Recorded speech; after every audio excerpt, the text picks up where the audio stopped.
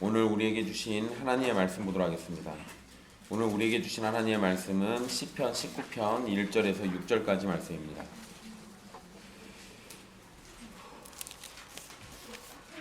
시편 19편 1절에서 6절까지 말씀입니다.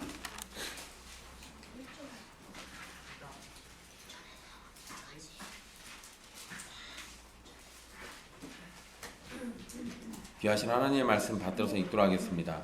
하늘이 하나님의 영광을 선포하고 궁창이 그의 손으로 하신 일을 나타내는도다.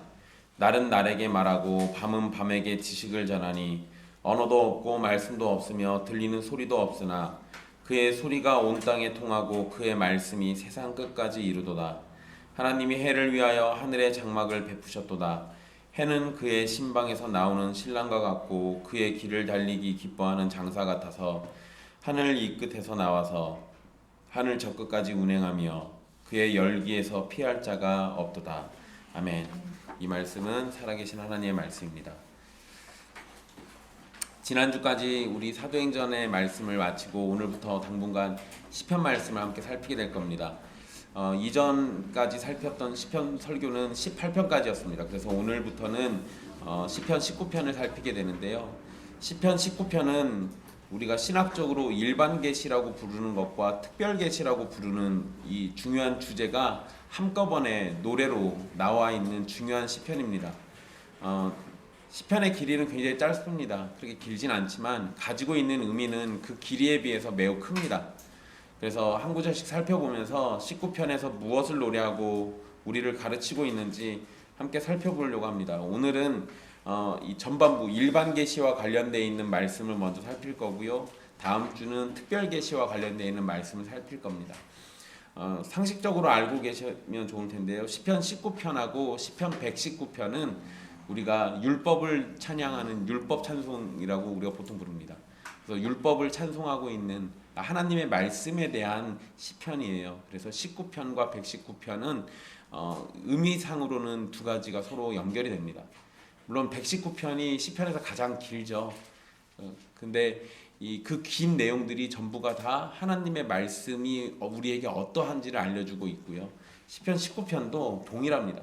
짧지만 그래도 이 내용도 역시 하나님의 말씀에 우리가 집중하도록 만들어주는 거니까 여러분들 말씀을 잘 따라와 주십시오. 일단 우리 전반부 일반 계시와 관련되어 있는 말씀들 볼 건데요. 먼저 1절에 하늘이 하나님의 영광을 선포한다는 표현으로 이 시편은 노래를 시작합니다. 여기에서 하늘이라는 말은 그냥 단순히 하늘만 얘기하고 있는 건 아니고 하늘에 있는 모든 것들을 얘기해요. 그러니까 해, 달, 별, 구름, 그리고 더 넘어서 우주에 있는 은하계까지 뭐 그런 것들을 모두 포함해서 기타 등등 하늘에 우리가 눈으로 볼 수 있는 또는 눈에 보이지 않지만 하늘 너머에 있는 모든 것들을 다 포함합니다. 하늘에 있는 모든 것이 하나님의 영광을 선포한다. 이것이 지금 이 시편의 첫 시작인데요. 그것들의 존재가 하나님의 영광을 드러내고 있고 하나님의 영광스러운 능력과 지혜와 선하심과 성품을 나타내고 있기 때문에 그것을 선포한다라고 표현하고 있는 겁니다. 또한 우주 전체가 보이는 넓은 공간을 의미하는 단어로 궁창을 말하고 있는데요. 이 창세기 1장 8절에서는 궁창을 하늘이라고 부르고 있습니다. 그러니까 궁창이 하나님의 손으로 하신 일을 알려주고 있다고 시편이 지금 여기서 노래하고 있는데요. 하나님이 손으로 하신 일은 창조를 의미합니다. 그러니까 이 우주 전체가 보이는 넓은 공간인 궁창이라는 걸 생각해 보면 궁창의 존재가 세상을 지으신 창조주가 있다는 사실을 알려준다는 거죠. 그러니까 우리가 그냥 단순히 하늘 그러면 우리 눈에 보이는 이 하늘만 생각하는데 궁창은 이 하늘을 넘어서서 모든 우주를 다 생각하는 거예요. 그러니까 그 개념으로 놓고 접근을 해보시면 됩니다. 그러니까 먼저 하늘이 하나님의 영광을 선포한다. 하늘에 있는 모든 피조물들 그리고 궁창은 하늘과 그 너머에 있는 우주 전체 이렇게 이해하시면은 훨씬 더 이 의미가 다가오게 됩니다. 여러분 제임스 웹이라고 부르는 우주 망원경이 있죠. 제임스 웹. 예전에는 뭐 저 어릴 때 그 얼마 전만 해도 허블 망원경 이런 얘기 했었어요. 근데 이제는 제임스 웹이라는 굉장히 대단한 망원경이 있습니다. 근데 그 망원경으로 찍은 우주 공간의 사진이 인터넷상에 있거든요. 그냥 제임스 웹이라고만 검색해도 그 망원경으로 찍은 사진들이 있어요. 근데 그 사진을 보면 너무 아름답고 경이롭습니다. 별들이 빛나는 광경도 그러고 또 먼지, 수소, 헬륨 같은 그런 가스로 이루어진 성운이라고 부르는 것을 찍은 사진은 도저히 이게 사람이 만들어낼 수 없는 정말 기이하고 신비로운 장면들이에요. 과학자들은 제임스 웹 이 망원경으로 우주가 어떻게 생겨났는지를 밝히겠다라고 합니다. 그런데 제임스 웹으로 찍은 사진들을 보면 신앙의 눈으로, 제 눈으로 그냥 볼 때는 하나님의 손으로 지으신 이 세계가 얼마나 아름답고 경이로운지를 알려주는 그런 장면들이에요. 그걸로 우주가 어떻게 시작됐는지를 찾아내는 건 과학자들이 본인들이 하겠다니까 그건 본인들의 몫으로 남겨두면 됩니다. 그런데 그걸로 수천 년, 수만 년 전에 벌어진 일을 어떻게 추적해서 어떻게 알 겁니까? 사실은 그건 다 가설일 수밖에 없어요. 그런데 정말 고맙게도 그들의 수고 때문에 우리는 하나님이 지으신 이 궁창에 있는 모든 세계가 얼마나 아름다운지를 덤으로 보게 되는 거죠. 나중에 여러분들 꼭 집에 가서 보십시오. 아이들은 부모님한테 꼭 보여달라고 하시고요. 보여드릴게요. 그걸로 보면 정말로 이 우주 밖의 세상이 참 아름답구나라는 걸 알 수 있습니다. 그런데 여러분, 우주 밖의 세상이 아름다운 걸로만 끝납니까? 사실은 그러지 않죠. 우리가 살고 있는 이 지구에도 아름다운 게 얼마나 많습니까? 지금 딱 벚꽃 구경하러 다닐 때잖아요. 벚꽃이 펴 있는 세상이나 흐르는 시냇물, 그 모든 것들이 사실은 다 주님의 아름다움을 드러내고 영광스러움을 드러내고 있거든요. 굳이 여러분 제임스 웹이나 허물 망원경 이런 거 보지 않더라도요, 사람의 눈으로는 한계가 있겠지만 우리는 매일 떠오르는 태양, 저녁 하늘을 빛내는 달, 그리고 별들, 이런 것들이 조화를 이루면서 뜨고 지는 것을 보게 됩니다. 사실 이것만으로도 이미 이 모든 것을 만드시고 운행하시는 전능한 존재에 대해서 더듬어 알 수가 있어요. 우리는 눈으로 볼 수 있는 한계를 넘어서게 되면 더욱 하나님의 존재를 인정하지 않을 수가 없습니다. 태양조차도 작은 먼지처럼 여기도록 만드는 수많은 행성과 우주를 찬란하게 빛내는 은하계의 존재가 있죠. 그 모든 것이 우연히 만들어졌다고 주장하는 것을 거부하고 전능한 존재의 무한한 능력과 지혜가 그것을 만들었음을 오히려 인정하는 것이 신앙이에요. 이게 우연히 만들어졌다고 하기에는 너무 조화로워요. 너무 질서 있고. 이러기는 사실은 쉽지 않거든요. 불가능한 겁니다. 이게 맞으려면 그냥 쇳덩어리를 큰 상자에다 집어넣고 막 흔들었더니 자동차가 하나 나왔다라고 하는 걸 믿는 게 더 가능성이 있어요. 여러분, 그건 불가능한 얘기잖아요. 우주가 이렇게 우연히 만들어졌다고 말하는 것도 사실은 말도 안 되는 얘기예요. 1절에서 하늘이 영광을 선포하고 궁창이 손으로 하신 일을 나타낸다는 표현은 사람이 아닌 것을 사람에 빗대어서 표현하는 의인법을 사용한 겁니다. 그리고 그 의인법, 그러니까 사람이 아닌데 사람인 척 그렇게 표현하는 의인법은 2절에서도 날이 말하고 밤이 지식을 전한다라는 표현에서 계속해서 사용되는데요. 2절에 있는 우리 성경의 날로 번역된 단어는 낯을 의미합니다.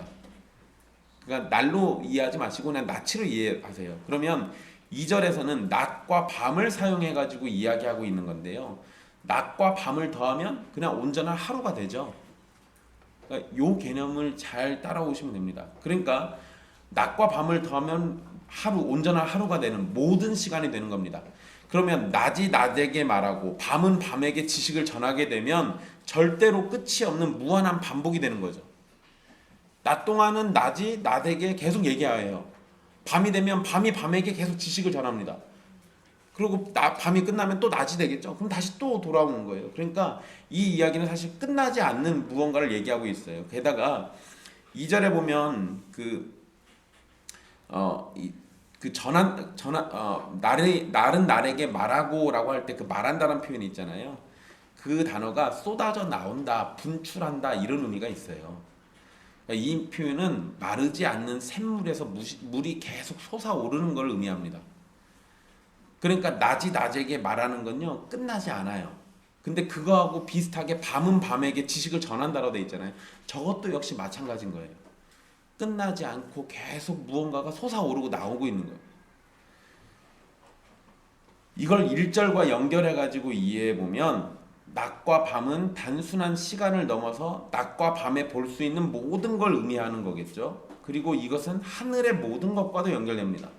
그래서 1절, 2절을 한 문맥에서 이해하면 낮은 낮에게, 밤은 밤에게 하나님의 영광과 하신 일을 계속해서 전하게 돼요.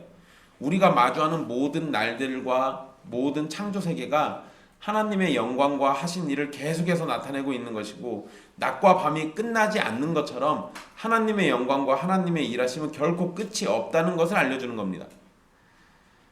그러니까 끝나지 않는 하나님의 영광에 대한 찬송이 계속해서 쏟아져 나온다는 거죠. 1절, 2절에서 의인화된 것들은 입이 없어요. 우리 말하는 입이 없습니다. 해와 달, 별, 그리고 낮과 밤은 사람처럼 입이 없어서 언어로 말할 수가 없죠. 그러니까 그들이 외치는 소리라는 거는 사실 이거는 불가능한 얘기잖아요. 입이 없는데 뭘 외쳐요, 외치기는. 그러잖아요. 그런데 의인법이라는 걸 써가지고 마치 입이 없는데도 입이 있는 것처럼 얘기를 해놨어요. 사실 여러분 1절과 2절에서 선포하고 나타내고 말하고 전한다라고 표현을 했지만 실제로는 아무런 소리도 들리지 않는 겁니다. 그러죠? 소리는 사실 들리지 않아요. 이거 분명 하늘과 궁창과 낮과 밤이 전하는 하나님의 영광이나 하나님이 하신 일에 대해서는 아무런 소리도 말하는 것도 없는 게 분명한데, 이들의 증거, 지금 1절과 2절에서 말하는 이 의인화된 이들의 증거는 침묵 속에서도 강력합니다. 그래서 너무 강력해서 아무 소리도 들리지 않지만 엄청 큰 소리가 들리는 것처럼 이해하는 거예요. 그리고 그 강력함은 4절에서 계속됩니다. 4절에서 그의 소리가 라고 되어 있죠. 그의 소리, 요거는 하늘과 궁창과 날과 밤의 소리를 말합니다. 3절에서 비록 언어나 말씀이 없고 들리는 소리도 없다고 했지만 분명 온 세상에 알려졌습니다. 그래서 세상 끝까지 도달하지 않는 곳이 없다고 노래하는 겁니다. 그래서 그의 소리, 이 앞에서 언급된 그들의 소리가 온 땅에 다 통해버린 거예요. 4절 중간에 갑자기 하나님의 해를 위해서 하늘에 장막을 베푸셨다는 말이 나옵니다. 갑자기 이야기 잘하다가 앞에서 하늘에 있는 모든 걸 포함해서 다 얘기하다가 갑자기 해로 이야기가 집중돼서 바뀌어요. 이거 왜 그러냐면 우리 사람이 눈으로 볼 수 있는 것 중에 하늘에 있는 것 중에 가장 강력한 게 해잖아요. 태양. 그러니까 이제 그 해를 중심으로 얘기해 주는 거예요. 다른 것들까지 다 얘기할 필요 없이 딱 이거 하나만 가지고 얘기를 해도 하나님의 영광이 어떻게 선포되는지를 알려주려고 이거 하나에 집중하는 겁니다. 해를 위한 하늘의 장막, 이런 표현이 나오죠. 해를 위하여 하늘의 장막을 베푸셨다. 여러분, 해를 위한 하늘의 장막은 해가 밤에 쉬는 장소를 의미합니다. 장막은 집이에요. 그러니까 해가 집이 있다는 소리는 집이 왜 필요합니까? 쉬려고 그러잖아요. 쉬려고. 뭔가를 피해서 안전을 위해서 집이 필요하든지 또는 쉬려고 집이 필요하든지 그러잖아요. 근데 해를 위협할 만한 게 뭐가 있어요? 해를 위협할 만한 건 없어요. 그러잖아요. 그러니까 해를 위협해서 해가 피하려고 쉬는 장막은 아니에요. 그러면 이거는 쉬기 위한 장막이죠. 그런데 이 해를 위한 하늘의 장막, 해가 밤에 쉬기 위한 어떤 장소가 있다, 이 얘기인데요. 사실 해는 절대로 쉬지 않죠. 그러잖아요. 태양이 쉽니까? 그럴 리가 없어요. 그런데 이거 시적인 표현입니다. 여러분 요거 잘 생각하세요. 시편이 지금 과학적 상식을 얘기해 주려는 게 아니라 적어도 충분한 진리에 의한 상식을 이야기하면서도 시적인 표현들을 여기다 쓰고 있다라는 거, 요거를 잘 따라오셔야 돼요. 시적인 표현으로 보면 해가 낮에 강렬한 빛을 뿜어내다가 저녁에 서쪽으로 넘어갈 때 되면 해가 어때 보여요? 그 붉은 노을빛과 함께 낮처럼 뜨겁습니까? 그렇지도 않아요. 한낮에는 태양을 우리가 눈으로 못 보잖아요. 근데 해가 넘어가는 노을빛에는 우리 눈으로 봐요. 예쁘다고 막 그거 쳐다보고 좋아하고 그러잖아요. 마치 해가 서쪽으로 넘어갈 때는 꼭 힘이 다해서 애가 지쳐서 쉬러 가는 것처럼 보이잖아요. 그러니까 시적으로도 지금 그렇게 표현하고 있는 거예요. 저녁이 되면 이런 해가 쉬기 위한 어떤 장막에 있어서 거기 들어갔다가 다시 나온다라고 지금 표현하고 있는 겁니다. 그러니까 과학적으로 보면 이게 말이 안 되는 소리인데 시적으로 보면, 그리고 이럴 때 자꾸 과학적으로 접근하면 장가를 못 가. 이럴 때 시적인 감각도 키워야 여자친구한테 시적으로 뭔가 이렇게 감동될 만. 그래, 지구가 돌아서 그래, 맞아. 근데 여자친구한테 그런 소리 하면 안 돼. 여자친구가 혹시 시편 19편 가지고 너무 은혜롭다 그럴 때 그때 지구가 돌아가지고 그런 건데 이게 이상한 소리라고 이러고 있으면 장가를 못 간다고. 지구가 돌아가지고 자전하고 있으니까, 그러니까 형원이 말대로 그게 맞는데 여기에서는 지금 과학적 상식을 얘기해 주려는 게 아니라 하나님이 하시는 그 놀라운 일들을 우리에게 묘사하고 있는 거예요. 왜 지구는 자전하는데 낮에는 그렇게 강렬했던 햇빛이 왜 저녁 때 가지고는 희마리가 없는 것처럼 보이고, 그리고 넘어가 버리면은 밤이 됐을 때는 그 강렬한 태양의 존재가 갑자기 사라지잖아요. 그러니까 그거를 사람의 기준으로 보는 거예요. 과학적인 전체 지구적 기준으로 보는 게 아니라 사람의 기준으로 봤을 때, 와, 낮에는 그 강렬했던 태양이 저렇게 쉬러 가는구나, 하나님이 그렇게 쉴 자리를 만들어 주셨구나 라고 고백하고 있는 거예요. 그러니까 이거는 신앙의 고백을 얘기하는 겁니다. 아셨죠? 과학적 사실 아니에요. 자꾸 과학적 사실을 접근하지 마세요. 여러분, 해가 사실 어떻게 장막에서 쉬는지 사실관계를 따지는 건 여기서 핵심이 아니에요. 여기에서 핵심은 하나님께서 해가 낮에 일하고 밤에 쉬도록 정하시고 다스리신다는 점입니다. 적어도 우리 입장에서는 낮에 일하고 밤에는 얘가 쉬고 있는 거잖아요. 그러니까 그렇게 다스려 주신 거예요. 이게 만약에 아니라면, 해가 계속 우리를 따라다니고 있다면, 밤에 넘어가지 않아서 우리가 쉬지 못하고 그런다면 잠도 못 잘 거고 우린 다 말라 죽을 거야. 해가 계속 우리를 쫓아다닐 거니까. 그런데 그렇게 안 했어요. 우리가 쉬러 갈 때 마치 해도 쉬러 가는 것처럼 그렇게 만들어 놓으셨다고요. 근데 여러분, 또 웃긴 게 하나 있습니다. 분명히 서쪽으로 질 때 해는 우리가 눈으로 쳐다보기 참 부담스럽죠. 근데 동쪽으로 떠오르는 해는 처음에만 좀 쳐다볼 만하지 좀 지나면 또 강렬해가지고 쳐다보기가 또 어려워요. 그러잖아요. 양쪽이 거의 비슷한 상황인데 이게 달라요. 느낌이란 게 다르다고요. 도대체 왜 이러냐는 거예요. 근데 그거를 여기서 시적으로, 신앙적으로 어떻게 푸는가를 잘 보십시오. 어쨌든 그 사람의 관점에서 보면 해가 낮에 일하고 밤에는 쉬는 것이 틀린 말은 아닙니다. 그리고 하나님께서 모든 것을 다스리신다라는 것을 강조하는 게 여기에서 핵심이에요. 여러분, 해는 고대 많은 민족이 믿었던 것처럼 신이 아닙니다. 태양신을 숭배하는 것은 어느 민족이나 다 있었어요. 어느 민족이나.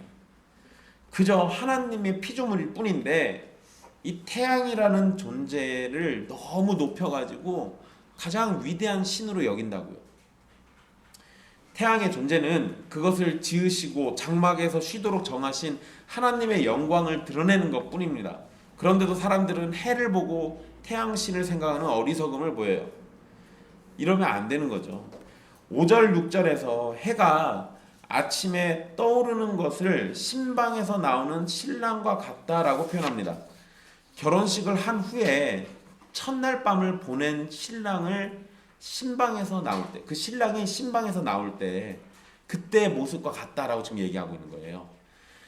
여러분, 첫날 밤을 보내고 난 신랑이 그 신방에서 나올 때 죽을 상하고 나올까요? 그럴 리가 없잖아요. 그러면 결혼을 잘못한 거겠죠. 신방에서 신랑이 나올 때 세상에서 가장 행복하고 기운이 넘치는 남자의 모습으로 나와요. 행복이 넘치는 남자가 힘있게 밖으로 나오는 것처럼 아침에 떠오르는 해가 그렇게 힘이 넘치는 모습으로 떠올라요. 지금 그거를 얘기한 겁니다. 그리고 그렇게 힘이 넘치는 모습을 또 장사에 비유합니다. 그래서 5절 마지막에 그의 길을 달리기 기뻐하는 장사 같다라고 표현하죠. 해는 자기의 넘치는 힘을 사용하기를 원하는 장사같이 자신의 길을 힘차게 달려갑니다.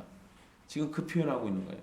그래서 이 끝에서 떠오른 해는 저 끝까지 지나갈 때까지 그 아래에 있는 모든 존재에게 자신의 열기를 뿜어내죠. 그렇게 하늘을 가로질러 가는 동안 해가 너무 힘들다고 잠깐 멈추던가요? 아니, 그러지 않아요. 해는 멈추지 않습니다. 또 열기가 잠깐 사라지지도 않아요.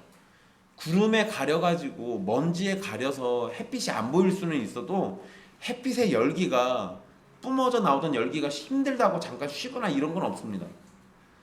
그러니까 이렇게 놓고 보면 태양의 열기로부터 영향을 받지 않는 존재는 하나도 없어요. 끊임없이 계속 태양 아래에 영향을 받고 있는 거죠. 그런데 그 태양을 누가 지으셨다고요? 하나님이 지으셨다고요.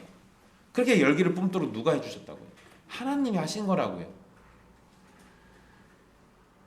여러분 5절 6절만 딱 떼가지고 놓고 보면 이거는 해를 찬양하는 것처럼 보입니다. 그런데 4절에서 그 해는 하나님이 지으셨다라고 얘기를 했어요. 그러니까 이 하나님께서 지으신 하나님이 지으신 거고 해를 위해서 장막을 베푸신 분도 하나님이시라는 걸 밝혀놨기 때문에 5절 6절의 내용이 태양을 찬양하는 거 아니에요. 저 위대하게 보이는 저 태양을 지으신 하나님을 찬양하고 있다고요. 고대 다른 종교들은 태양을 숭배하지만 그 태양도 결국 하나님의 영광과 하신 일을 선포하고 나타내는 도구일 뿐임을 분명하게 밝히고 있는 겁니다. 해가 우리의 삶에 주는 영향은 정말 대단하죠. 일단 해는 세상에 빛을 밝힙니다. 해가 없으면 세상에 빛이 없겠죠. 그쵸, 빛이 없어요. 밤하늘의 달과 별들도 빛을 낼 수가 없습니다. 해가 없으면. 해는 우리가 살아갈 수 있도록 온도를 유지해주고 식물이 자랄 수 있도록 빛과 온도를 줍니다. 해가 없으면 모든 동물과 식물은 곧장 얼어 죽든지 에너지가 없어서 죽든지 할 거예요. 분명히 해는 대단한 존재예요. 그러나 그 해, 이 태양의 주된 임무는 하나님의 영광을 선포하고 하신 일을 나타내는 겁니다. 해가 우리에게 주는 영향은 정말 대단한 게 맞지만 아무리 대단하더라도 하나님이 지으신 창조물이고 하나님의 손 아래에서 사용되는 도구일 뿐이라는 겁니다. 온 세상에 햇빛이 닿지 않는 곳이 없으며 모든 만물이 태양으로부터 나오는 빛으로 살아가죠. 세상은 결국 햇빛이 없이는 살 수가 없어요. 그런 태양은 하나님으로부터 왔으니 결국 햇빛으로 살아가는 세상의 모든 피조물은 하나님의 은혜를 경험하고 있는 겁니다. 이건 내가 부정할래야 부정할 수 없는 사실이라는 거예요. 만약에 하나님이 아니라 태양을 숭배하면, 이 상황에서 태양을 숭배하면 이게 무슨 일이 돼요? 더 전능하신 존재를 못 알아보고 그 전능하신 존재의 손에 있는 도구만을 사랑할 뿐이에요. 이러면 이건 이상해지는 거잖아요. 엉망인 거예요. 여러분 우리 형원이가 야구를 한대요. 형원이 야구 선수입니다. 홈런도 쳤다고 저번에 다른 홈런도 쳤. 근데 여러분 이런 거예요. 형원이가 홈런을 딱 쳤더니 사람들이 형원이가 쳤던 그 배트를 야구 방망이를 막 붙잡고 막 홈런을 치게 만든 이 배트. 이런 사람 봤습니까? 그 사람 빨리 병원 가야 돼. 홈런은 형원이가 친 거지 그 손에 붙들렸던 도구가 친 게 아니잖아요. 그러잖아요. 그 홈런을 치고 나면은 연봉은 홈런 친 사람이 올라가지 배트가 올라가지 않아요. 그러니까 똑같은 거라고요. 왜 태양에게 집중하고 이 세상에 만들어진 피조물에게 마음을 뺏기냐고요. 그것을 만들어 놓으신 하나님께 마음을 뺏겨야지. 그게 정상이잖아요. 사람들이 그러지 않는다고요. 참 슬픈 일입니다.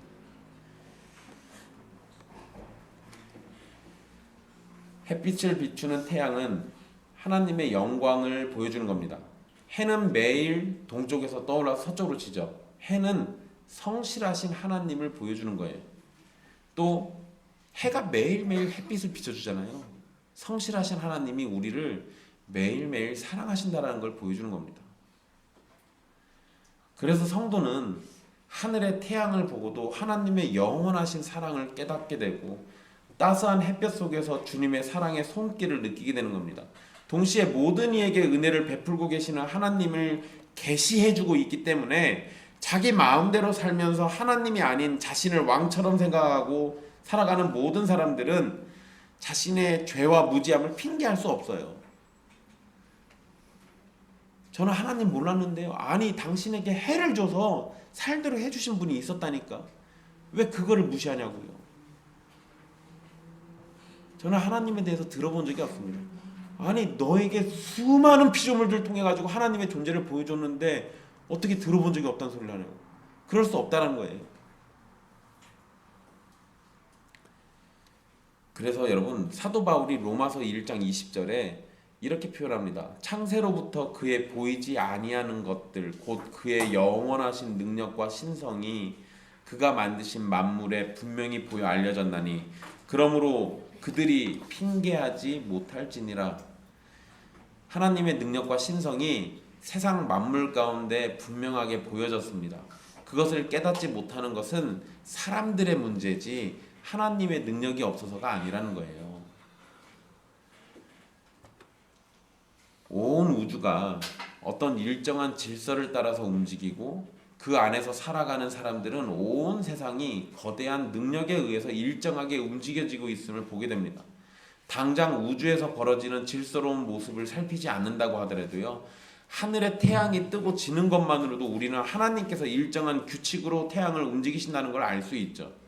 그런 것을 보고도 전능하신 존재가 우주를 움직이고 다스리신다는 것을 믿지 못하는 사람들이 문제라는 거예요. 우리의 낯을 밝히는 태양과 밤하늘을 밝히는 달과 별이 하나님의 존재를 알려주고 은혜 주심을 계속해서 알려주고 있습니다. 이것만이 아니라 이 세상의 모든 피조물은 하나님의 존재를 끊임없이 증거하고 있고 하나님의 사랑과 주인 되심을 알려줍니다.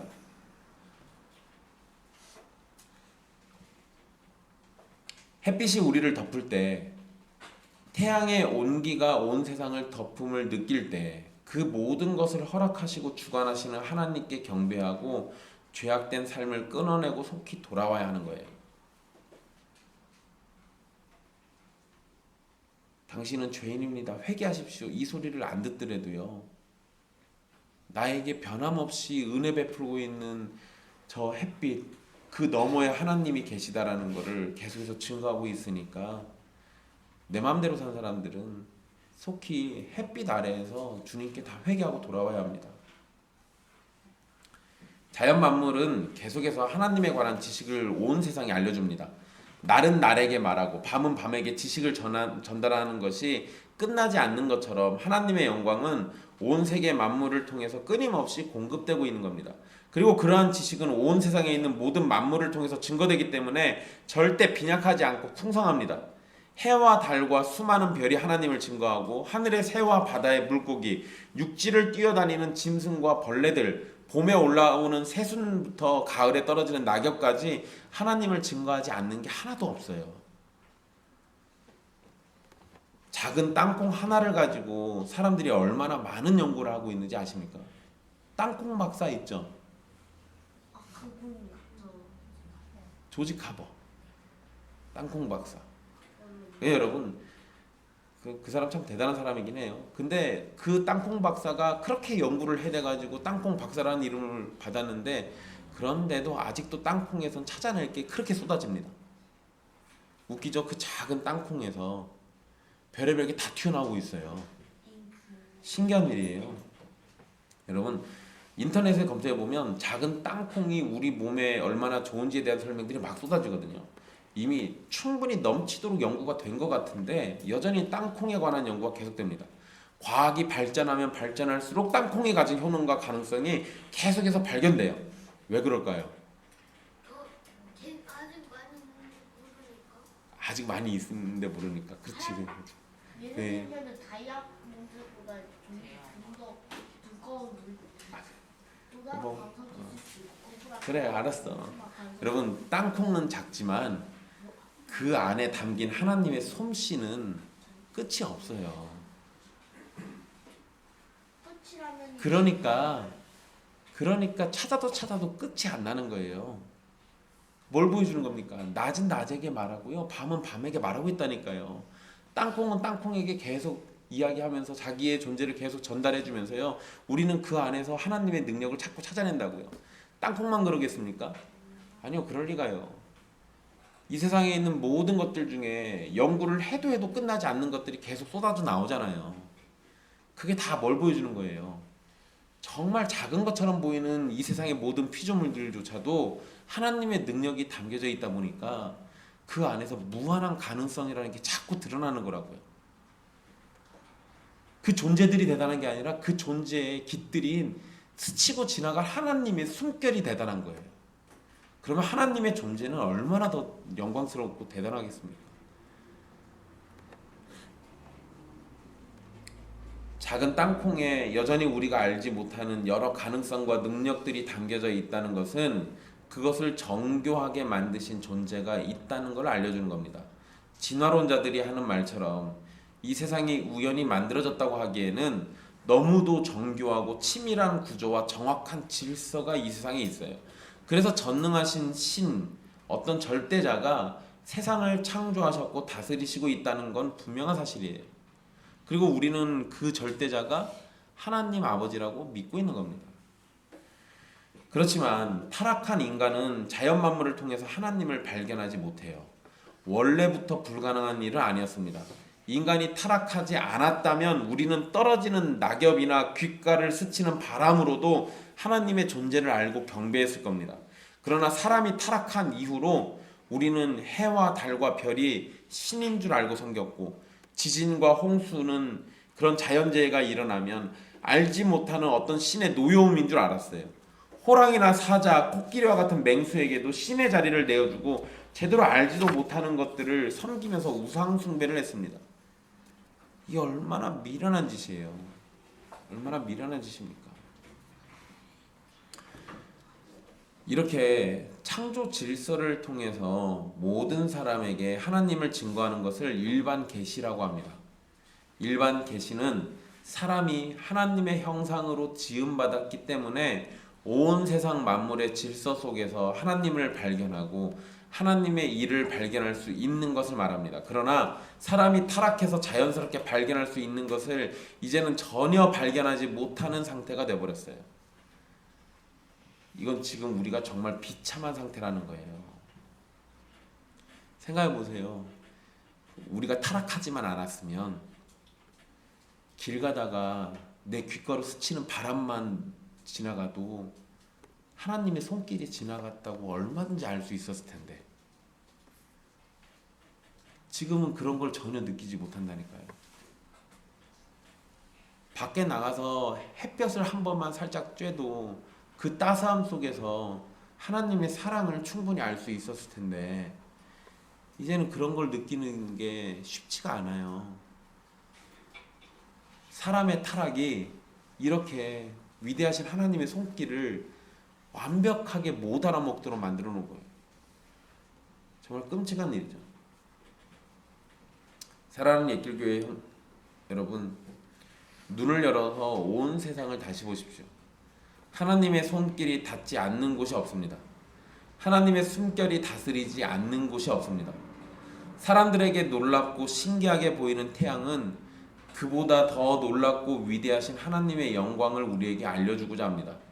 온 세상은 우리에게 하나님의 살아계심과 전능하신 능력을 알려주고 있어요. 사계절이 지나고 때를 따라서 비가 내리고 바람이 불고 낮과 밤이 일정한 시간을 따라서 찾아오는 것을 통해서 하나님의 사랑이 변함없이 우리를 감싸고 있음을 알려주고 있습니다.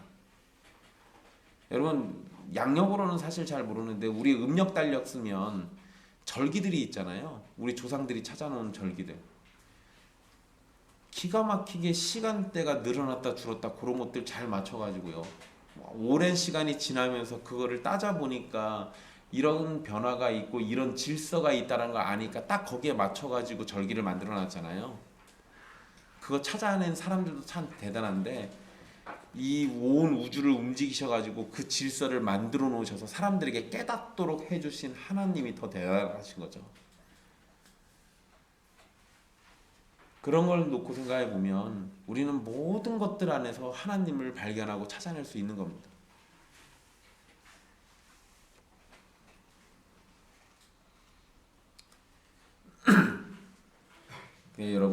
여러분에게 믿음의 눈이 없으면 태양이 여러분을 감싼다고 하더라도 하나님에 대해서 아무런 지식을 얻지 못하고 헛된 생각이 여러분을 지배하면서 우상숭배와 같은 죄악으로 이끌 겁니다.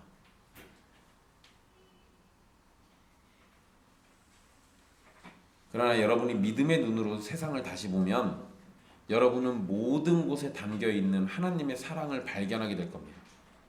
주님의 위대하심을 우리에게 알려주는 하늘과 땅의 모든 것을 통해서 여러분의 믿음이 더욱 굳세지고 하나님을 찬양하면서 영광을 노래하는 성도가 되기를 소망하십시오. 지금 딱 참 좋을 때예요. 우리에게는 봄이 되면은 예쁜 꽃들 많이 피고요. 좋은 날씨가 오죠. 물론 미세먼지 때문에 기분이 살짝 나쁘긴 합니다. 근데 그거는 사람들의 탐욕 때문에 생겨난 거니까 그것 때문에 하나님께 불평하지 마시고 그 위에 자연적으로 우리가 볼 만한 것들이 참 많잖아요. 그런 것들을 찾아볼 때 하나님이 얼마나 우리를 사랑하시는지 한번 보십시오. 여러분, 솔로몬의 옷이 길가에 핀 꽃보다 영광이 더하지 않는다고 그랬어요. 길가에 있는 꽃의 아름다움이 얼마나 대단한지, 위대한 왕, 가장 부유하게 풍요롭게 살았던 왕이 입은 옷보다 더 아름답고 영광스럽다고요. 들꽃이 왜 그럴까요? 하나님이 주셨으니까.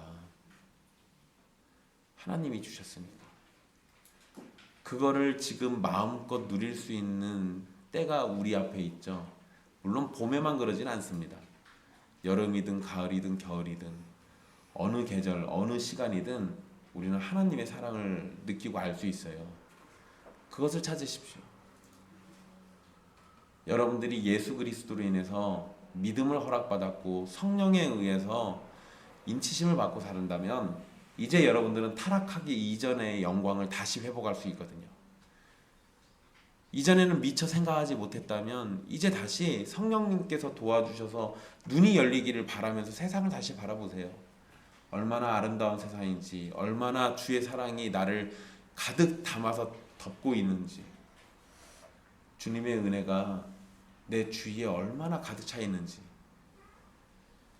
이 세상이 하나님의 영광, 하나님의 사랑을 우리에게 보여주고 있습니다. 이 모든 것 주신 하나님께 영광 돌리십시오. 기도하겠습니다.